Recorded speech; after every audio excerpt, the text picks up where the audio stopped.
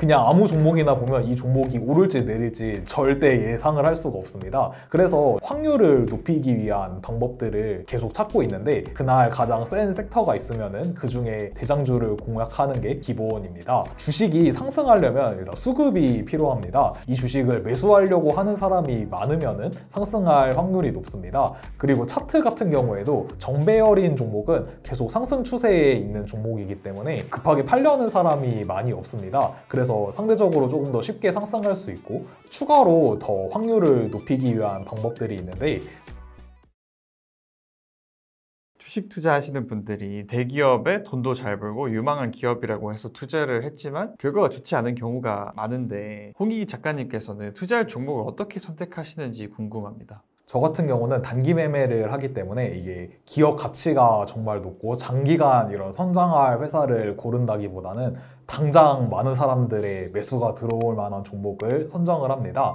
그래서 저는 많은 사람들이 관심을 가지고 있는 종목을 찾는데 많은 사람들이 관심을 가지고 있는 종목은 여기 거래대금 상위 화면에서 확인할 수가 있습니다. 거래대금은 거래량 곱하기 주식의 주가인데 거래량 상위 종목 같은 경우는 주가가 싸면은 그냥 거래량이 높기 때문에 별로 의미가 없고 사람들의 관심이 있는 종목을 찾으려면 이런 거래대금 상위 화면을 봐야 됩니다. 그래서 거래대금 상위 화면을 통해서 저는 일단 기본적으로 종목을 선정합니다. 그래서 저는 거래대금 상위 화면을 이렇게 보면 여기에서 오늘 가장 센 테마의 대장주 한 종목만 공략을 하는 편입니다. 그래서 여기 거래대금 상위 화면에 나와 있는 종목들이 어떤 테마에 속하는지 알아야 되는데 여기에서 이런 하이닉스나 현대차 같이 오늘 하락한 종목 같은 경우는 떨어졌기 때문에 이건 사람들의 관심을 받는 종목이 아니라서 크게 신경 쓸 필요가 없습니다. 그리고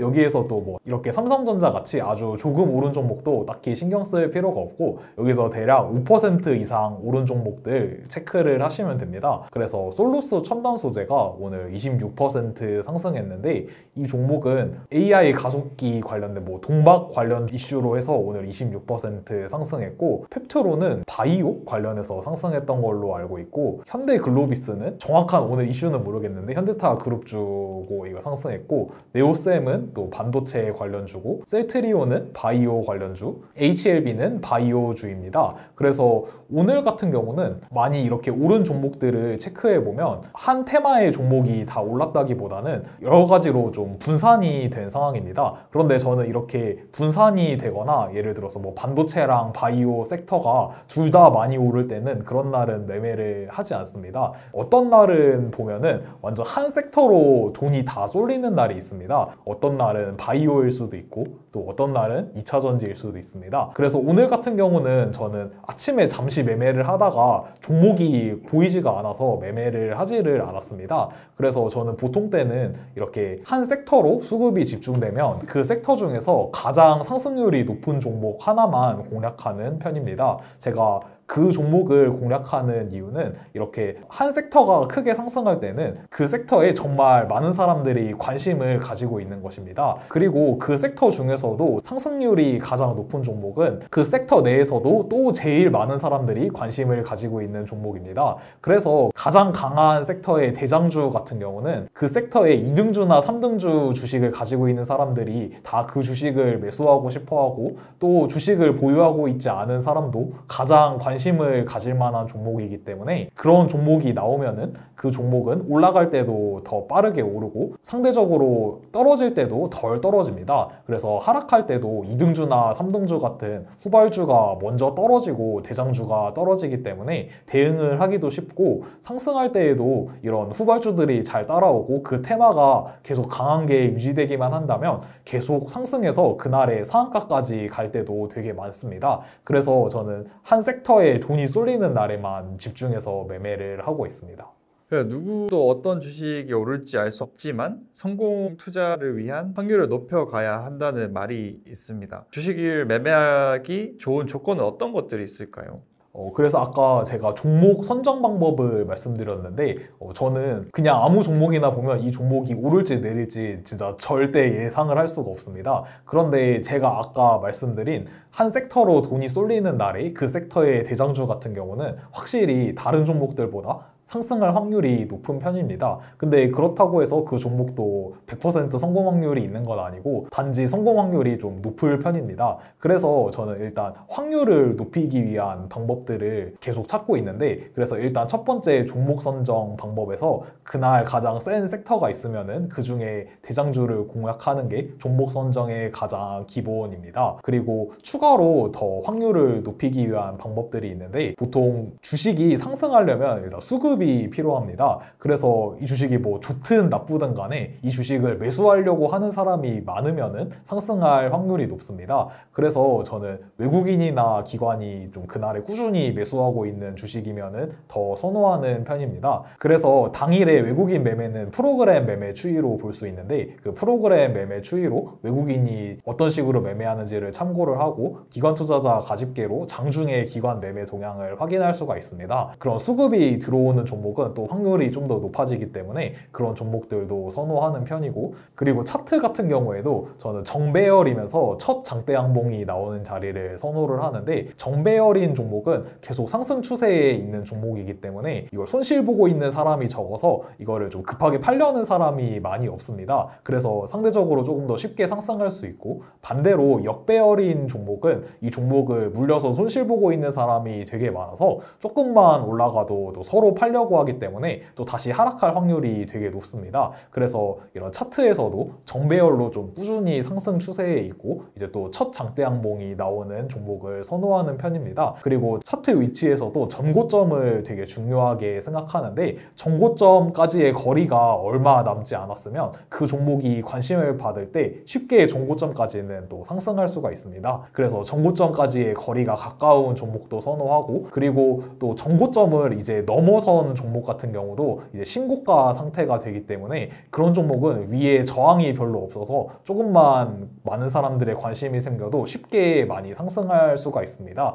그래서 이런 차트도 참고하는 편입니다. 그래서 어떤 한 요소만 보고 이 주식이 오를 거다 내릴 거다라고 판단을 하기는 어렵지만, 이런 다양한 요소들을 종합적으로 고려를 해서 확률이 높은 자리를 공략을 하는 편입니다. 그 매매를 반복하면서 수익을 내고 있고, 그런데 그렇다고 해서 이게 100% 성공할 수는 절대 없습니다. 이게 시장 분위기가 바뀔 수도 있고, 예를 들어서 제가 아까 가장 센 테마의 대장주를 공략한다고 말씀드렸는데 장중에 그 대장주가 바뀔 수도 있는 것이고, 어떤 한 테마가 셌는데 갑자기 다른 테마에 뭐 뉴스가 나온다든지 이슈가 있어서 그 테마가 상승하면 이제 또 사람들이 그쪽으로 이동하려고 하기 때문에 기존에 강했던 테마가 약해질 수 있습니다. 그래서 이럴 때는 대응을 잘 해주는 것이 중요합니다. 그래서 100%는 없지만 이런 확률 높은 매매법을 반복하면서 꾸준히 수익을 내고 있습니다. 최근에는 좀 장이 별로 좋지 않아가지고 그렇게 테마주가 많이 나오는 편은 아닌데, 그래도 이런 전력 테마가 좀 강했다고 볼 수 있습니다. 그래서 전력 테마주들을 한번 보면 HD 현대일렉트릭도 이렇게 계속 정배열로 상승하고 있고, 같은 전력 테마인 LS 에코에너지도 좀 상승 추세에 있고, 그리고 대원전선도 이렇게 올해에 좀 많이 상승했습니다. 그리고 재료용 전기도 이게 같은 전력 테마로 센 흐름을 보이고 있습니다. 그래서 저는 전력 테마가 최근에 좀 가장 셌던 날에 대장주를 좀 자주 공략했던 편인데, 예를 들어서 대원전선 같은 경우에는 4월 5일에 상한가를 가고 4월 26일에도 상한가를 가고 그리고 5월 7일에도 상한가를 갔습니다. 이런 날에 그냥 대원전선 혼자서 상승한 게 아니라 이 날이 전부 다 전력 테마가 아주 강했던 날입니다. 그래서 전력 테마가 가장 강했던 날에 이날에는 대원전선이 대장주 종목이어서 대원전선을 공략을 했고, 그리고 이런 날 위치를 보면은 대부분이 신고가를 돌파하는 장대 양봉이 나오는 자리이거나 또는 고점과의 거리가 좀 가까워지는 장대 양봉이 나오는 날입니다. 그리고 대원전선 말고도 예를 들어서 LS 에코에너지 같은 경우도 이렇게 4월 29일에 또 상한가를 갔는데, 이날에도 전력 테마가 되게 강하면서 LS 에코에너지가 대장이 됐던 날이고, 그리고 5월 20일에도 이렇게 거의 상한가 가까이 상승하면서 이런 전고점 돌파하는 장대 양봉이 나왔는데, 이날에도 LS 에코에너지가 전력 테마를 주도하면서 상승했던 날입니다. 그래서 저는 이런 종목이 좋아 보인다고 해서 아무 때나 매수해서 사서 기다리는 게 아니라 이 종목이 그날 가장 센 테마의 대장주로 상승하는 날에만 집중적으로 공략하는 편입니다. 많은 분들께서 주가가 내려가더라도 기다리면 오르겠지 하는 마음에 손절을 하지 않으시는 분들이 많잖아요. 홍익기 작가님께서는 손절을 자주 하시나요? 저는 손절을 되게 자주 하는 편입니다. 손절을 하는 이유가 장기 투자 같은 경우에 예를 들어서 내가 그 회사의 기업 가치를 정말로 좋게 보고 지금 정말 투자해야 될 때다 이렇게 생각해서 샀으면은 떨어져도 버티는 게 필요할 수도 있습니다. 그런데 단기 매매 같은 경우는 종목을 선정하는 기준이 이게 장기간에 걸쳐서 오를 주식을 사는 게 아니라 당장 사람들 관심을 많이 받아서 반짝 상승할 종목을 공략하는 것입니다. 사람들의 관심에서 멀어지다 보면 이게 기다린다고 상승하는 종목도 물론 있겠지만 어떤 종목은 반등도 못하고 그냥 끝까지 떨어질 수 있습니다. 그래서 단기 매매를 할 때 손절은 정말 중요합니다. 손절을 안 하고 기다렸는데 본전에 또 탈출할 기회를 주거나 또는 수익을 내고 나올 기회를 주는 종목들도 물론 많습니다. 그런데 그런 종목들도 있지만 한번 잘못 당하면 떨어질 때는 또 어디까지 떨어질지 모르기 때문에 손절을 못하면 한 번에 굉장히 큰 손실을 볼 수 있습니다. 그래서 단기 매매에서는 손절을 하는 게 굉장히 중요하고, 한 번에 만약 그렇게 큰 손실을 봐서 계좌가 망가져 버리면 그 큰 손실을 메꾸기 위해서 무리하게 매매하다가 더 날릴 확률이 높고 그러다가 깡통까지 찰 수 있습니다. 그래서 단기 매매에서는 떨어진다고 무조건 수익 날 때까지 버티는 게 아니라 이 종목이 아까 제가 말씀드렸던 대장주 자리를 뺏기는 상황이 온다면은 빠르게 손절해야지 손실을 최소화하고 또 새로운 기회도 잡을 수 있기 때문에 저는 손절을 한다고 그걸 그냥 단순히 날리고 아깝다고 생각하는 게 아니라 더 크게 손실 볼 것을 막는다고 생각을 하기도 하고, 그리고 그걸 손절하면서 또 이제 새로운 종목을 매매할 기회를 잡을 수 있다고 생각하기 때문에 손실을 보는 상황이라도 제 기준에 맞지 않는다면 빠르게 손절을 하는 편입니다. 그래서 그 손절하시는 그 기준이 있으실까요? 손절하는 기준이 여러 가지가 있는데, 일단 첫 번째로는 제가 가장 센 테마를 공략한다고 말씀드렸는데, 거래대금 상위 화면에 봤을 때 이 테마보다 다른 테마가 많이 올라와가지고 세지면은 이제 수급이 그쪽 테마로 이동할 수 있기 때문에, 그러면 단기 매매하는 사람들이 기존에 강했던 종목을 팔고 전부 다 새로운 곳으로 이제 이동하려고 합니다. 그러면은 기존 종목은 떨어질 확률이 높기 때문에 이렇게 다른 테마가 더 크게 상승할 때 손절을 하는 편이고, 그리고 두 번째로는 같은 테마 내에서도 예를 들어서 뭐 아까 전력 테마 보여드렸는데 오늘 대원전선이 대장주라고 생각하고 있다가 갑자기 LS 에코에너지에 더 관심이 많이 몰리면서 이 종목이 상승하게 되면 사람들이 또 기존 종목을 팔고 새로운 대장주로 이동을 하려고 하기 때문에 그럴 때에는 또 많이 하락할 수가 있습니다. 그래서 이런 수급을 다른 테마나 다른 종목에 뺏길 때 손절을 하는 편이고, 그리고 대부분의 경우는 이런 식으로 손절을 할 수가 있지만 가끔씩 그게 아닌데도 떨어지는 경우도 있습니다. 또는 내가 다른 종목이 세거나 대장주가 바뀐 거를 눈치채지 못할 때도 있습니다. 그래서 저 같은 경우는 제가 매수한 가격에서 대략 한 3% 이상 떨어지면 문제가 있을 때가 많습니다. 예를 들어서 대장주가 뺏겼는데 내가 그걸 모르고 있었다든지 알지 못하는 악재가 나왔다든지 그런 상황이 많기 때문에 저는 제가 매수한 가격에서 3% 이상 떨어진다면 이게 뭔가 문제가 있지 않나 좀 잘 찾아보는 편이고, 그럴 때에는 기계적으로 손절을 할 때도 많습니다. 단기 매매에서 좋은 종목을 고르는 것도 중요하지만 꼭 피해야 할 종목을 고르는 게 성공 투자에서 관건일 것 같아요. 단기 투자에서 꼭 피해야 할 것들이 있을까요? 저 단기 매매를 할 때 아까 말씀드렸던 종목 이외에는 저는 매매를 하지 않습니다. 저는 예를 들어서 그 같은 테마의 2등주나 3등주 종목 같은 경우는 그게 물론 상승할 수도 있겠지만 그 종목이 대장주보다는 올라갈 때도 아무래도 덜 올라가고 떨어질 때도 먼저 떨어지기 때문에 저는 이런 후발주 매매는 절대 하지 않는 편이고 무조건 대장주를 매매하려고 합니다. 그리고 일봉 차트를 봤을 때 역배열인 종목 같은 경우는 잘 공략하지를 않는데, 그런 종목을 공략하지 않는 이유는 올라가려고 하면은 물려있는 많은 사람들이 다 서로 팔려고 해서 또 쉽게 윗꼬리를 달고 떨어질 확률도 높고, 그리고 이렇게 장기간의 하락 추세에 있는 종목 같은 경우는 알지 못하는 악재가 있을 확률도 되게 높습니다. 그래서 이렇게 역배열로 계속 하락하고 있는 종목 같은 경우는 저는 잘 접근을 안 하는 편입니다. 오늘 몇천만 원 벌어도 다음날 그보다 더 많이 잃을 수도 있는 거잖아요. 그래서 홍인기 작가님도 이런 경험이 있으신가요? 그리고 홍인기 작가님께서는 수익금 관리는 어떻게 하시는지 궁금합니다. 그래서 예를 들어서 1,000만 원 수익이 났다는 것은 잘못되면은 또 바로 1,000만 원도 날릴 수 있다는 것을 뜻합니다. 그래서 저는 수익이 나면은 그 수익까지 포함해서 계속 단기 매매를 하는 게 아니라 그걸 인출해서 따로 놔두고 계속 정해진 금액만으로 단기 매매를 하고 있습니다. 그리고 단기 매매에서는 내가 감당할 수 있는 금액이 있는데, 내가 감당할 수 있는 금액을 넘어가게 돼버리면은 한 번에 수익 손실이 되게 커져버리면 합리적으로 판단하기가 되게 어렵습니다. 예를 들어서 내가 손실 100만 원 정도까지는 감당할 수 있는 사람이라면 100만 원 손실을 보고 있는 상황에 이게 정말 안 좋아서 손절을 해야 되는 상황이라면은 합리적으로 잘 손절을 하고 이제 손실은 100만 원으로 끊고 또 새로운 기회를 찾아서 매매를 하면 되는데, 만약에 100만 원까지만 감당 가능한 사람이 한 번에 1,000만 원 손실이 나버리면은 그거는 손절을 해야 되는 상황이라는 거를 알면서도 이게 손실금이 너무 크기 때문에 손절을 하기가 어려워집니다.